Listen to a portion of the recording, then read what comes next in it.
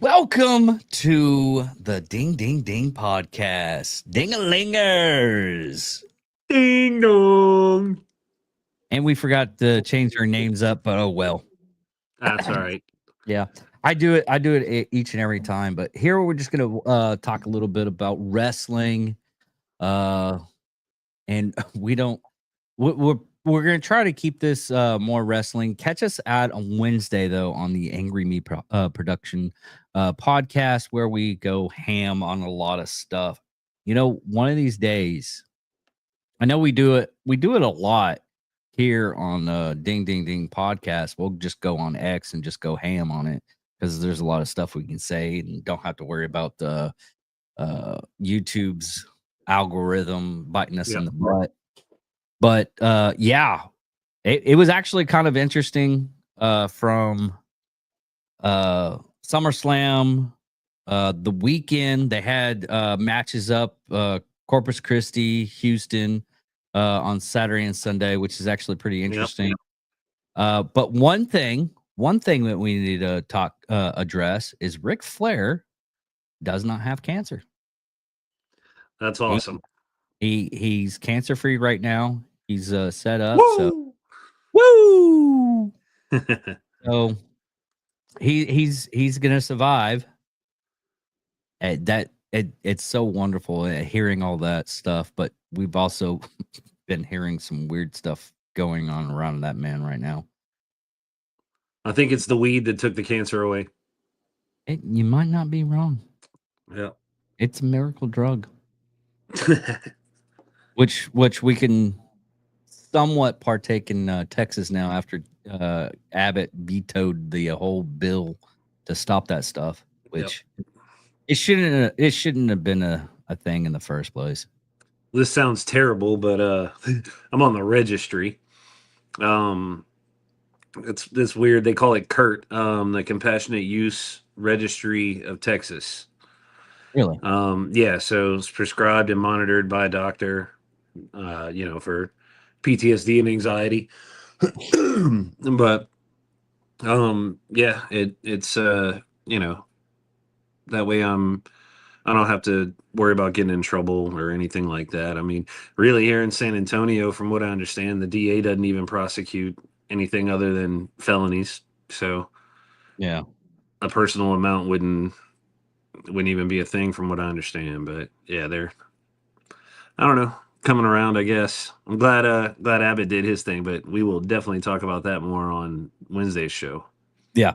What was interesting about the SmackDown? Well, the weekend SmackDown was I got a little tidbits. The whole SmackDown thing, that the main thing was the signing of the contract for SummerSlam, how Cody Rhodes basically bullied John Cena to sign it, knocked him out and sign it with his hand, which that was good. That was good. That was the only good thing coming out of that was the same thing Rhea did a couple months ago. Yeah, but it's been done a million times, but yeah, but the contract, the only one that was Danny Ankins or I forget his name, but he's part of the Shield. No clue. I didn't watch back then. But anyways, he's like, anytime we do a contract signing, the table's supposed to be broke. So he just broke himself. He's like, there, now we can sign the contract. It was. I was like, speaking of wrestling, we did. I think this happened after. Yeah, this happened after our episode last week. Dude, how about this tag team match that's coming up with Randy Orton and my favorite wrestler Jelly Roll? Oh yeah. Versus Jake Paul and Drew McIntyre. Yes. Did you see the Jimmy Kimmel clip? Oh yeah, that was hilarious. So for those of you guys that didn't see it, you got to go check this out on YouTube. Maybe Dave can grab the link and throw it in the chat or something. But there's like an 11-minute clip and that's the whole thing, Dave. If you can find the one that's about 11 minutes, might be 10 and some change, just shy of 11. But so for those of you that didn't see it, Jelly Roll did a guest host spot on Jimmy Kimmel this past week. I think it was Wednesday night, and of course, one of his guests was Randy Orton. So they come out and they're talking, and they're like bubbling out and everything, like Jelly Roll does with all his guys, right? And Drew McIntyre comes out and interrupts the interview. Yeah. Starts talking shit. Randy tackles him. They bust through the doors, and Jelly Roll's just standing there, like, oh, what? That I don't know what to say, ladies and gentlemen. Well, then, of course, Jake Paul comes out and starts talking shit, and they get into it, and Jelly ends up putting Jake Paul through the freaking, or I'm sorry, Logan Paul ends up putting Logan Paul through the Jimmy Kimmel table. So that was pretty dope. I'm excited for that. He used a choke slam. That dude, that apparently that's Jelly's signature move, and he knows how to do it. There's a reason why. He went on Pat McAfee show, and he was talking about how he was training down in Florida, and he was Undertaker was training him. Ah, nice. That's awesome. Yeah. So yeah, this is my thing with stuff like this. When we have celebrities actually go in, they're actually training to do it. I mean, Stephen Amell, who was Arrow in the Arrowverse, he even had like Cody Rhodes playing a character in the series, and he fought him in I think it was WrestleMania, and he had like his arrow hood and everything, and it's really cool when you like the fans that are celebrities actually get to. I mean, it's like a dream come true for them, and it's dream come true. It's like we're living through them doing that because they wanted to do it, and they get to do it because they're popular or whatever. And it's just autumn. I mean, even Donald Trump. I mean, he did what he smacked around Vince McMahon. Yeah. And got that no hair shaved Vince's head. Yeah. Freaking awesome. I used to use that GIF a lot when because somebody took the CNN logo and put it over McMahon's head, and then they had it was the GIF of Trump tackling CNN and punching it in the face. Yeah, that shit was funny. I still use it. Is TNA is WWE bought out TNA? It would appear so, because AJ Styles has moved to TNA again. Well, I believe something's happened. I haven't been up on it. It with Joe Hendry coming over to SmackDown and all that shit all the time.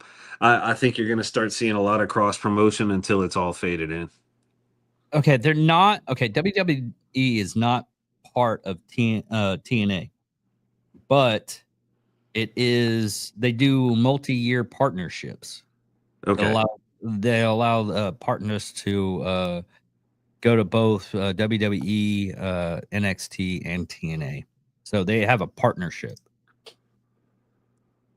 All right. Which is kind of well, it's kind of weird for WWE to do something like that. Yeah, I don't think that would have happened under Vince. No, but yeah, it's the thing that's going on. And talking about this weekend, what happened? I mean, I was getting like videos of Rhea Ripley at a Buc-ee's hanging out with fans. My future wife, Stephanie Valkyra, up at a Walmart doing a photo shoot with people. They pass by and get a photo with her. And who was wait for the podcast, honey? Hello. Rachel Raquel, She did a meet and greet too, and they were doing it for Corpus Christi for Saturday's event and one in Houston. Were they at the Buc-ee's in Houston? No, I think it was in Corpus Christi. Oh.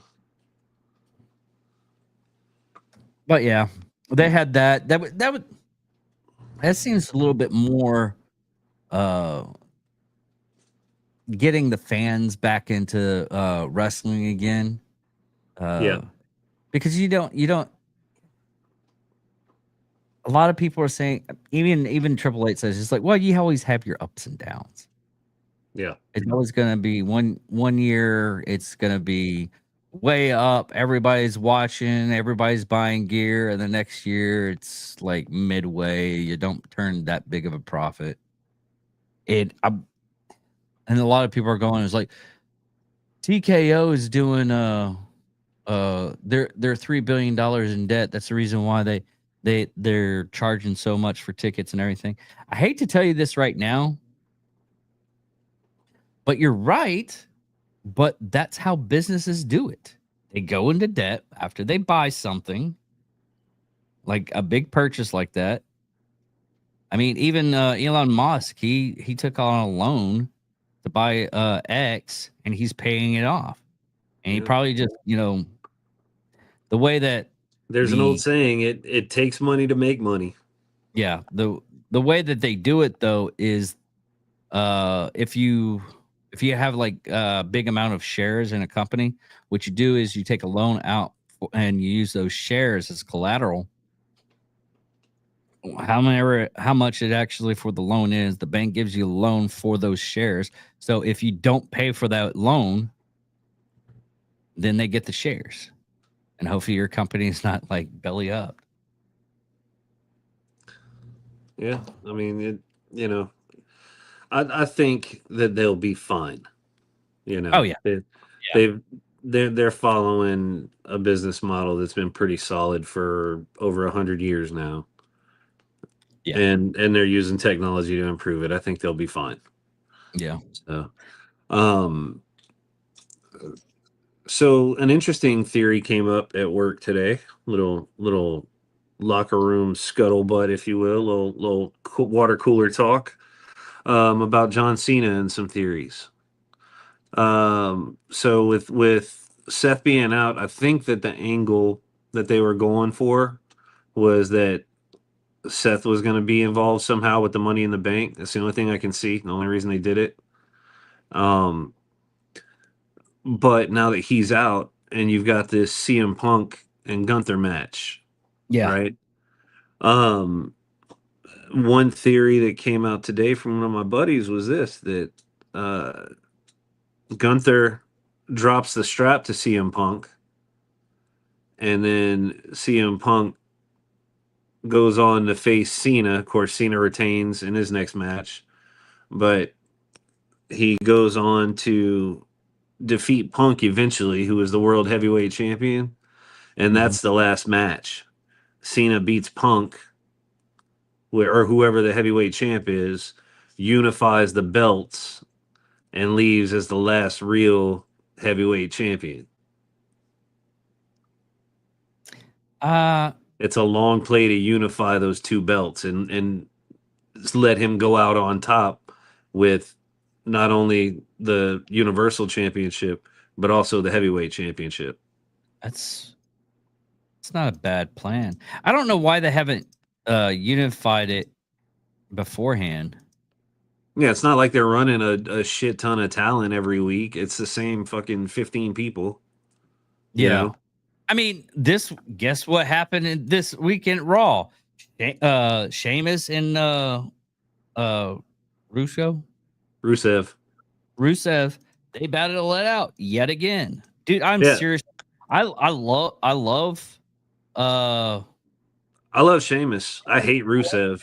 Yeah, I love Sheamus, but I was like, who's Sheamus gonna fight this week? Oh, it's Rusev. Well, at least they finally changed it up. At least Sheamus got a pin on Rusev this time, Yeah, still. But yeah, I'm just not a Rusev fan. Chino's pretty high on him for whatever reason, but I don't know. He doesn't interest me. Yeah. But I he's the Sheamus and Rusev line is about worn out as the New Day is.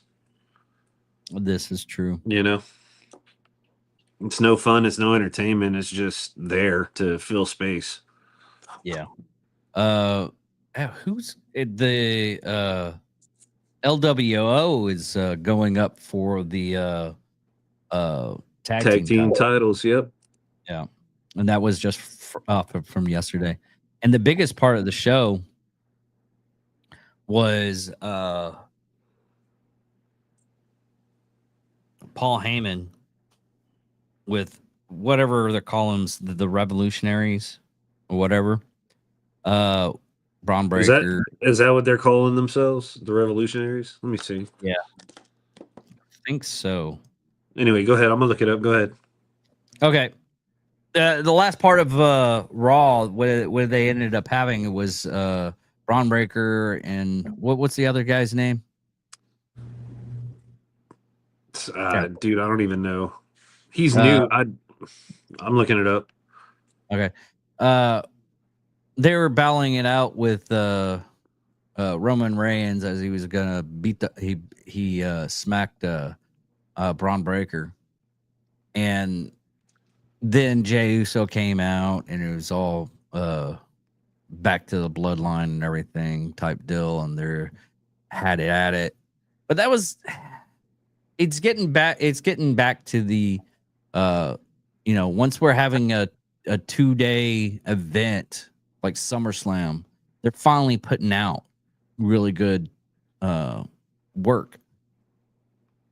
But throughout the year, you don't really have all that. I'm not I'm not finding any particular name. It just says he's a member of a dominant faction.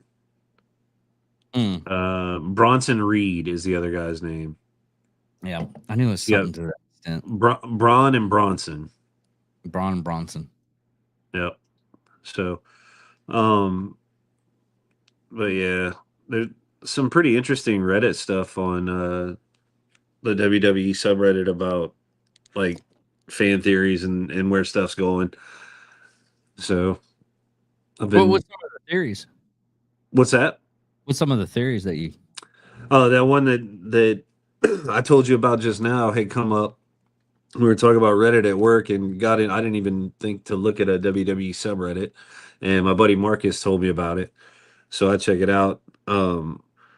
We saw that conspiracy or storyline, I guess, theoretical storyline. But yeah, there's a bunch of stuff on there and like subreddits for storylines proven true. And I need to look for Chino's conspiracies on there, wrestling conspiracies, and see what we can dig up on Reddit. Yeah, I mean that one that he dropped that I looked at with Chris Benoit. That was interesting. How Chris Benoit it was to the extent of how he shouldn't have been able to hang himself because I mean a lot nowadays. That's what's really sad nowadays. A lot of the stuff that's happening with any, and we talked about it a little bit in the beginning of the before we even got on the air about the stuff that we were like, oh, it's just a theory, but now they're coming true. It's getting scary out there with them. Yeah, I don't know. Alex Jones keeps getting called crazy, but a lot of his theories keep coming true too. Yeah. I still can't stand listening to him because he's so erratic. I'm like, really. That's because the world is full of intergalactic child molesters who order pizzas. Yeah. Which is, I tried to send, I sent that to Dan when I went to go do that Christmas episode, to go visit him during that Christmas episode, the first one. Yeah. And it was a new style of Pizzagate but it was on Etsy. Yeah, that was the. Was that you that shared that with him? Yeah. No shit. I remember me and Vanessa. I can tell you, we were riding through Houston, listening to that episode, coming back from dropping my kids off when he talked about it. But yeah, they were. That was on. That was the episode he talked about like Etsy and Wayfair and all that. Yeah. Where they were, you order something from Wayfair and they like you basically mail ordered a kid. Yeah. Furniture with kids' names. Yeah, she's saying all the furniture that had kids' names, like you Well, were. that was the That's- Wayfair one. The Yeah. Etsy one was that time frame. Someone sent me a whole bunch of stuff. But that was the Hey, same episode he talked about it, though, right? yeah, I think so. I think so. Yeah. Huh, It dude, that was way before we knew each other. I never knew that was you. I don't go up on like I don't like to let myself known on some of the stuff. I don't like, every once in a while I'll if I like know you, then I'll message you on something. Yeah. If I don't know you, I won't even comment on your photos. I'll see them and I'm like, "Oh, cool." I was like it's like the whole Justin Gavinoff about the San Antonio stuff. Oh, Governor. Yeah. Yeah, going enough that he was trying to promote Close. his, yeah, I'm horrible at fucking names, dude. But going off and just how he was trying to promote his comedy show. Yeah. And I was like, oh, I'll send it directly to you, but I didn't like Trey or anything like that. I don't know. I'm kind of like internet savvy, but I don't want to be like part of it type stuff. I like to shit post. And Oh, yeah. and rage bait people on. Dude, I had a good one on a WNBA thread. It was like the name of the group on Facebook was literally or the page was literally WNBA shit posting or shit talking. Mhm. And somebody posted a picture of Sophie What's Her Nuts, the big hot enforcer chick for Caitlin Clark. Yeah, the goon. Yeah, so she was like in a dress and heels and all hot and everything, right? And Caitlin Clark was standing there looking like a freaking Minecraft character in like a brown boxy Hillary Clinton suit. Mhm. And she was holding a briefcase or something. And all I commented, dude, was it's nice of that young man to hold that lady's bag. Dude, when I tell you people lost their goddamn minds. I sat there in my car for a solid hour and 45 minutes just fucking with people back. Like they'd post something and yeah, they'd go grab a picture of mine off my Facebook and be like, "Oh yeah, well, you were really fat right here." And I'm like, "Oh yeah, well, here's a picture of your dead grandpa's hand from your last post. You want to talk shit?" Like, dude, yeah, it was fucking retarded.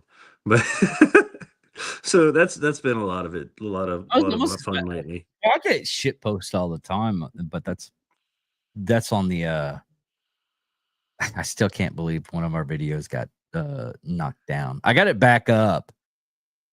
I got it reinstated, but I can't believe it was hate speech. They're like, this is hate speech. I'm like, what? What video? Because I do say some really weird some wild shit. I'll say some wild shit too. Yeah. Well, I looked at it. I didn't say anything. My other co-host didn't say anything. The whole thing was us watching a video of a NATO personnel talking how Trump is good. Wow. And it was on a full network. So it couldn't say any bad words or anything. Yeah. So well, dude, Facebook may be loosening their restrictions a lot because at the end of that Caitlin Clark post, before I got off, I told him, I said, it's a joke, not a dick. Don't take it so hard. The name of this page is literally WNBA shit talking. You're all a bunch of gay retarded faggots. And then I posted it and it never got removed. I never got an account notice. we'll see. Yeah. I mean, you did. That was still mild compared to what Shane Giddings did this weekend. Oh, at the ESPYs? Oh yeah. See what we're doing? We're getting into fucking tomorrow night, dude. Yeah. We'll So hold did off. you watch the main event? Because I didn't.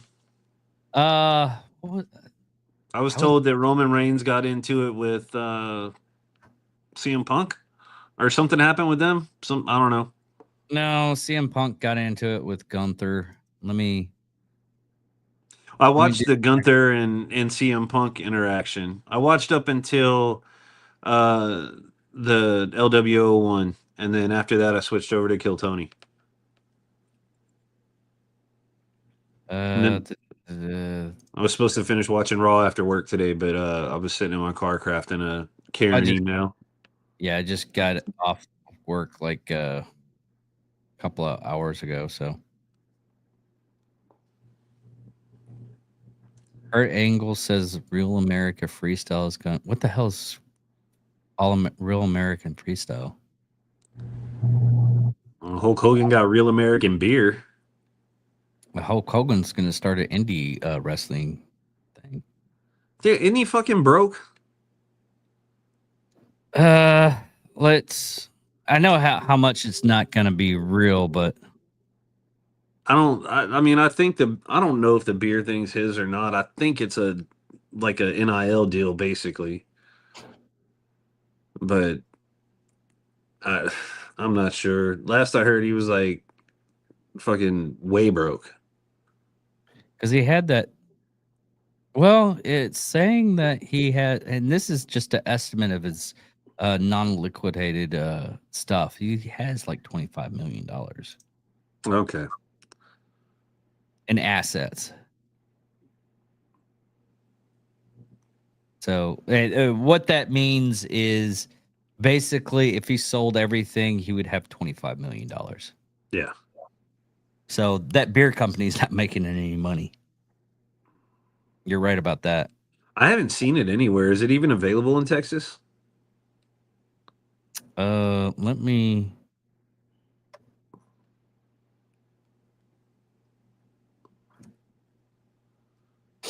Because I know we got it here in Wichita Falls. So yeah, if it's available up there, it's available here. I just don't know if anybody distributes it. I don't care. You don't have to look it up. That's no,